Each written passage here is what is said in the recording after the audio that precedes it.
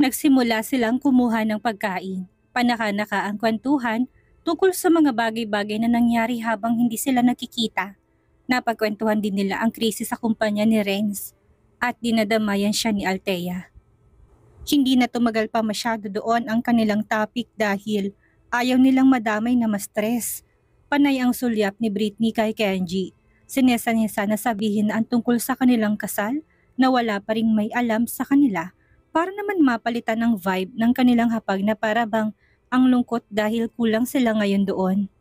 Ma'am, Dad, may sasabihin nga pala sana kami ni Britney sa inyo. Sunod ni Kenji na parang alipin ni Britney. Lumapad ng ngiti ni Britney na napuno ng excitement ang buong sistema. Huwag po sana kayong mabibigla sa amin ha. Napaangat na ng paningin ang mag-asawang Baruel sa tinurang yun ni Kenji. Salit-salita na naging tingin nila kay Britney at Kenji habang nakakunot ang noo at hinuhulaan kung ano ang sasabihin ng panganay nila. Halatang naguguluhan ang kanilang mga mata sa timbre ng boses na yun ni Kenji. Ganun pa man na hindi siya nag-iisip ng negatibo, kagaya na lang ng pinagdadaanan ng kanilang bunso. Nakahinga sila ng maluwag dahil wala naman sa mukha ni Britney at Kenji ang stress sa kanilang mga negosyo. Blooming pa nga ang dalawa na halatang masaya sila. Ano sasabihin niyo sa amin? Si Mrs. Barrowell iyon inilapag panghawak niyang utensils upang pagtuunan ng pansin ng kanyang anak. Bahagya nitong nilingon ng kanyang asawa na ginaya na siyang inilapag ang kubyertos. Kabado man hindi nila pinahalata, umaasa silang good news ang dala nila. Kota na sila sa mga bad news ngayon. We are married, Ma'am, Dad. Parang iiyak na pusa sa hina na sagot ni Kenji na ikinatitig na dito ni Britney. Hindi tuloy nakuha ng maayos yun ng mag-asawang Baruel dahil masyadong mahina. Pagak na natawa si Britney, napalunok na kasi ng laway si Kenji na animo ay sobrang kabado at para bang first time niya lang nasasabihin ito. Ano? You are getting married? Again? Kayong dalawa nito si Britney? Naguguluhang tanong ng ginang sa anak, mariing umiling si Kenji. Mukhang hindi gaano naintindihan ng kanyang ina ang una niyang sinabi. Kinuha niyang kamay ni Britney para hindi na siya mahirapan pa sa pag-explain. Sumunod naman ang mga mata doon ng mag-asawa. Tinaas na ni Kenji upang ipakita sa mag-asawa ang kanilang bagong singsing na suot ng daliri. Kasal na kami. Ulit, natutup na ng ginang ang kanyang bibig na mabilis na tumayo sa kanyang bangko. Namimilog ng kanyang mga mata na para bang hindi niya mapaniwalaan na mangyayari ang bagay na yon sa kanilang dalawa. Mabilis niyang tinungong kinaroroonan ni Britney na walang choice kundi umahon na rin sa kanyang upuan upang salubungin ang gagawin sa kanyang nambyanan. Mahigpit siyang niyakap ng ginang na maluha-luha pa ng mga mata. Alam ni Britney na tears of joy yon. Dahil sa mga sandaling iyon ay nais na rin niyang umiyak sa sobrang tuwa. Sobrang natouch siya sa mainit na pagtanggap ng mga dating biyanan niya sa kanya. Pinagmasdan lang naman sila ni Kenji. Hindi alintan ng paninitig ng kanyang sariling ama sa kanya na namumula na rin ang mga mata sa puntong ito. OMG! Iha, sorry. Nadala lang ako. Sobrang saya ko lang na malamang okay na kayo ulit nito si Kenji. Salamat Iha sa isa pang pagkakataon para sa anak namin ha. Mahal ka namin bilang manugang. Gustong gusto ka namin. Sunod-sunod ang naging pagtango ni Britney na hindi na rin mapigilan ng sarili na sobrang matouch sa mainit na pagtanggap. Alam niyang gusto siya nito, ngunit sa history na meron sila ni Kenji na kulang na lang ay mapatay niya noon. Hindi niya inaasahang magiging ganun pa rin kainit ng pagtanggap nito sa kanilang bagong relasyon. Doon pa lang ay sobrang saya na niya. Wala na siyang mahihiling pang iba. Sobra-sobrang ng blessing nila ang dalawa. Salamat din po dahil bukas palad niyo pa rin po akong tinanggap na maging bahagi ng iyong pamilya. Job well done, Kenji. Tanging nasabi ni Mr. Barrowell na nag-thumbs up sa kanyang anak. Thanks, Dad. Hindi pwedeng simpleng dinner lang ang gawin natin. Bakit hindi niyo sinabi sa amin ng tungkol dito, Kenji? Si Mr. Barrowell na kung gaano kasi ang asawa niya ay doble at triple pang ligaya ng kanyang puso. Nasaksihan niya kasi kung paano maging matino ang barumbado niyang anak noon nang dahil yun sa tulong ni Britney. Natitiyak niya na pihadong aalagaan na nito ang maayos ang kanyang pamilya. Sa pagkakataong iyon, hindi nito magiging kagaya ng dati na pabaya at walang pakialam. At sa mga sandaling yun ay proud na siya sa anak. Kailangan nating mag-celebrate. A big celebration, Kenji. Huwag mo sabihin na gusto mo na naman itong itago sa amin, ha? Napalingon na sa kanila si Britney na siyang nagtangkang magpaliwanag sa padre di pamilya. Ayaw niyang mamali ito ng hinuha. Siya ang namilit na sa civil lang muna sila kaya marapat lang na siya mag-explain kung bakit yun ang naging desisyon nila. Paniguradong mas papaniwalaan siya nila kumpara sa sariling anak nila na may pangit ng record sa kanyang pamilya. Kahit alam pa ng lahat na totoo namang nagbago na to. Siya ang mag-explain doon. Naku, hindi po sa ganun Mr. Barrowell. May dahilan po kami kung bakit sa civil lang. Anong Mr. Barrowell, iha? Daddy na dapat at mommy ang tawag mo sa amin. Kagad na pagputol nito sa sasabihin ni Britney. Kailangan mo nang tawagin akong daddy mula ngayon, iha. Gusto ko maramdaman na daughter-in-law ka na ulit namin. Pamilya na ulit tayo. Hindi kami papayag ng mami mo na ganyan pa rin ang tawag mo sa amin. Pwedeng mahiya sa una. Normal lang yun pero masasanay ka rin naman, iha. Nahihiyang napangiti si Britney na tinurang iyon ng kanilang padre de pamilya. Marahan na lang na tumango bilang pagsang-ayon. Noong unang kasal nila ni Kenji, hindi niya na-enjoy na maging daughter-in-law ng mga ito dahil tinago siya ng kanyang asawa. Ngayon na alam nilang tungkol dito, sigurado siyang lulubusin niya ngayon iyon. Malapit siya sa kanila. Tinuring siya nilang anak na parang kahit na nasa Malaysia na sila may lamat ang relasyon nila ni Kenji. Sa tingin niya, napakabuting tao talaga ng kanilang pamilya na syempre kailangan niyang suklian para naman hindi siya lugi sa pagiging mabuting tao nila sa kanya. Ayos lang naman dad, saka na kami maghahanda ng bongga at pagmamalakasan kapag sa simbahan na kami ikinasal. Huwag kayong mag-alala, magpapakasal kami sa simbahan. Hintayin na lang. Singit pa ni Kenji nang mapansin ng pagkatameme ni Britney na ilang segundo pang pagbabarang ginawa sa kanya ng ama. Pinaliwanag nilang mag-asawa sa mga magulang kung bakit sila nagmamadaling magpakasal na kung pwede namang gawin nilang hinay-hinay yon. Sinabi nilang totoong rason, hindi nila kailangang maglihim. Kung kaya naman napalipat ng tingin ng mag-asawa mula sa kanila kay Andrea na tanging ngiti lang ibinigay habang mabagal na kumakain. Lubos yung naunawaan ng mag-asawa. Tuwang-tuwa pa nga sila na legal na rin nilang apo ang bata kahit na hindi nila kadugo. Minsan din naman, noon ay hindi nila ipinaramdam na ibang tao ang bata. Tamang desisyon yan. At least hindi na magtatanong ang bata kapag malaki na at ibang apelyido niya. Isa sa pinakamagandang bagay ninyong ginawang dalawa. Good job sa inyong mag-asawa. Proud na turan pa ni Mr. Barrowell na marahang tinapik-tapik sa kanyang balikat si Kenji. Magandang panimulay ng pamilya niyo. Hindi rin pinalagpas ng mag-asawang gabing iyon at kahit na may krisis ang mag-asawang Salmeda ay tinawagan nila ito upang sabihin ng magandang balita sa kanila. Ang ending, kahit na walang planong pumunta sina Althea at Renz ay napilitan ng mag-asawang magtungo doon upang makiselebrate sa importanteng araw at okasyon. Hindi nga lang nila kasamang mga anak dahil straight na mula sa kanilang opisina sila, nagmula pupunta ng mansyon nila. Aniya, mas mahalaga pa rin ang nagpakita sila kahit na alam nilang saglit lang din naman sila dito at hindi magtatagal. Mag-set na lang tayo ng panibagong araw upang mag-celebrate kasamang mga bata. Mungkahin ni Althea na nagawa pang makadaan ng mall upang mabilhan lang ng regalo ang kanyang hipag sa pagiging hipag nitong muli. Ayos lang naman yun, matatawag pa rin na special occasion ng bawat araw. Kung yun ang iisipin natin. Oo nga, ginulat nyo naman kami bayaw. Sa Renz na kakaiba ng ngising ibinibigay sa kanilang mag-asawa. Punoy na panunukso na para bang sinasabi nitong nahulaan na niyang mangyayari ang bagay na yon. Huwag na sana kayong maghiwalay pa. Panindigan nyo ng second wedding nyong niyan, kagaya namin. Dugtong nitong bahagya pang hinila papalapit sa kanyang katawan ng asawa niya si Althea. Na umikot lang ang mata, napuno ng tawanan ng hapag na yon kahit nakulang ang kanilang pamilya dahil wala ang triplets at twins na mga Salmeda. Habang pinagmamasdan sila ni Britney, naisip niya na sana naroon din ang Kuya Gavin niya. Nakikitawa at nakikiselebrate sa panibagong desisyon niya sa kanyang buhay. Kaso, napaka-imposible naman nung mangyari. Bagamat bati na sila at wala namang iringan sa pagitan ni Kenji at ng kapatid, may ilangan pa rin sa kanilang dalawa. Ganun pa man, pag-uwi nila ng villa matapos ang munting celebration sa Barrowell Mansion, ay tinawagan niya rin ito. Hindi niya matiis. Gusto niyang marinig kahit ang boses man lang ng kanyang kapatid. Nangulila siyang bigla dito. Kamusta ka na, kuya? Medyo matagal na nung huli tayong nakita. Kinagat niyang labi. Ayaw niyang umiyak at iparinig ditong nasasaktan siya. Baka ibang isipin ng kapatid niya. Ayos lang naman ako. Kayong kamusta ng mga bata? Maayos lang bang lagay niyo? Alam nitong nasa bansa na sila, ngunit hindi nito alam na naging okay na ulit sila ni Kenji.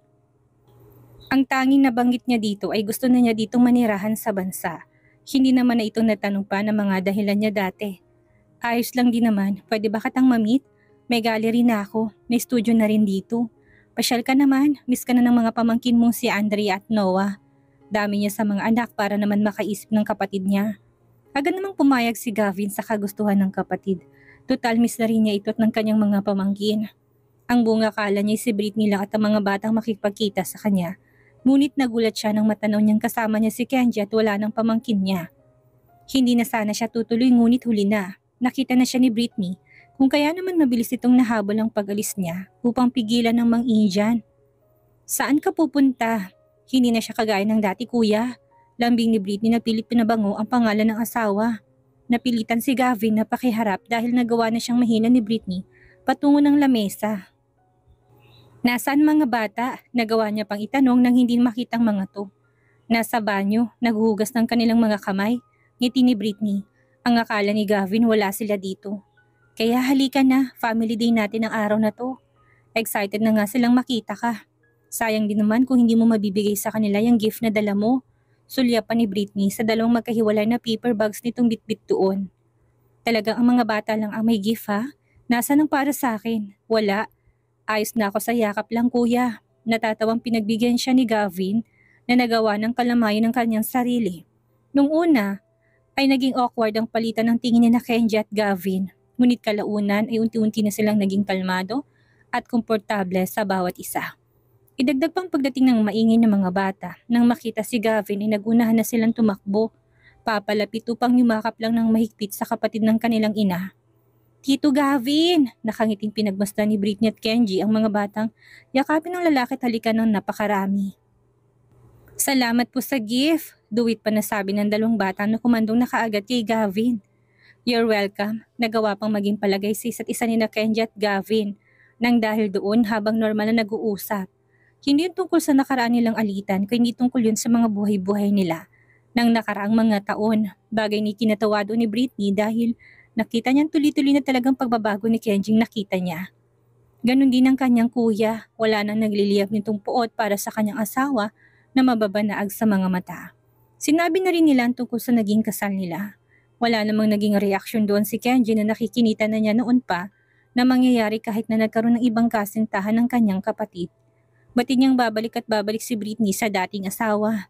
At heto na nga, hindi siya nagkamali ng kanyang iniisip. Tunay nga nangyari ngayon. Sana dalasan mo ng pagbisita bayaw. Si Kenji nang ihatid na nila si Gavin sa labas ng restaurant. Malaki ang villa namin. Pwedeng doon ka matulog. Kahit na ilang araw pa o linggo, pwede ka doon manatili. Ngumiti lang at tumango si Gavin na bukal na sa kanyang loob. Sige bayaw, sa susunod kong bisita, magdadala na ako ng mga damit at ibang gamit. Nagtapikan pa sila ng balikat na dalawa na animo ay close na silang mula pa noong umpisa. Iginasaya pa yun ang puso ni Britney. Wala na siyang ibang mahihiling pa. Wala na. Ang bunga kala niya tuloy-tuloy ng lahat. Ngunit hindi alam na mag-asawa ng kasiyahang iyon ay may kapalit pala ng mas malakas na hagupit. Hagupit na tadhanang hindi nila inasang mas malala pa yon sa kanilang napagdaanan dati. Naging maayos ang daloy ng kanilang buhay bilang mag-asawa. Walang naging anumang naging balakid. Nagsimula na rin ang pasukan ng kanilang mga anak sa parehong paaralan ng Salmeda triplets. Tuloy na naging abala sina Kenji at Britney sa magkaibang karera na suportadong bawat isa. Ganun pa man, hindi nawawala ng oras si Kenji para sa mag-iina. Sinisigurado niyang may sapat siyang oras para sa kanila. Sa loob ng isang linggo ay hindi pwedeng hindi sila lalabas upang kumain ng sama-sama. Nangyayari yon kada Friday night. Kabababa lang ng tawag ni Kenji kay Britney ng hapong iyon upang sabihin lang na nasa airport na siya at pabalik na ng bansa. Nagtanong lang naman ito kung anong pasalubong ang nais niya dahil nasa airport na ito upang bumalik ng bansa galing sa isang linggong business trip niya. Excited na rin doon si Kenji na umuwi upang makapiling sina Britney. Miss na niya ang mag-iina niya, hindi na siya sanay na hindi sila nakakasama. Ngunit nagawa niyang pagtiisan at pagtagumpayan ng isang linggo. Ikaw nang bahala, alam mo naman ang gusto namin ng mga bata palagi. Makauwi ka ng ligtas dito'y sapat na yon. Hindi mo kailangang mamili ng kung ano-ano. Puno pa ng kilig ang buong katawan ng mga sandaling yun ni Britney habang inililigpit ng kanyang mga gamit. Uuwi na siya ng villa. Maaga niyang tinapos sa araw na ito ang kanyang trabaho.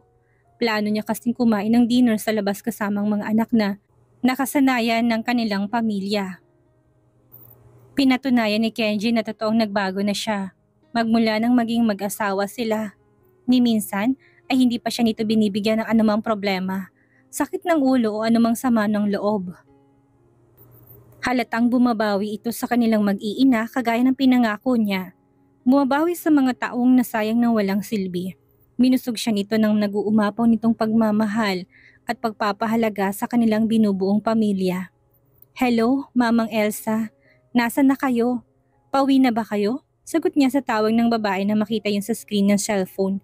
Eto na lang ang pinasama niyang magsundo sa dalawang bata mula sa paaralan na madalas na siya ang gumagawa. Medyo hectic ang schedule niya nitong mga nakaraan, kung kaya ito ng kanyang inutusan. Hihintayin niyang mga ito sa villa upang magpalit sila ng damit at saka lang ulit aalis upang kumain ng dinner. Friday night iyon, kung kaya naman pwede silang matagalan din sa labas. Nais niyang ipasyal ang mga bata.